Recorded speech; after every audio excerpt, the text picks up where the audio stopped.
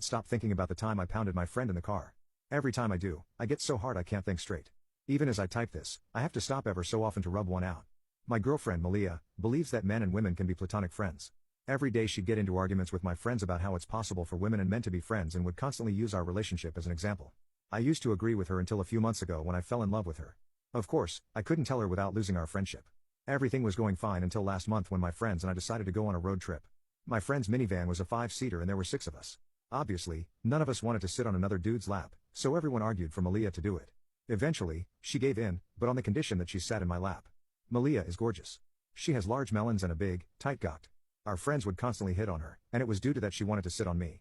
I sat in the far back and this also gave Malia chances to stretch in the empty space beside us. The first hour was awkward, but by the second hour, we got comfortable enough for her to lean back against me. As we crossed into Louisiana, we hit a pothole and so began what was a horrifying yet blissful experience. As most people know, it's pretty easy to get hard. It also didn't help that the love of my life wore a skirt.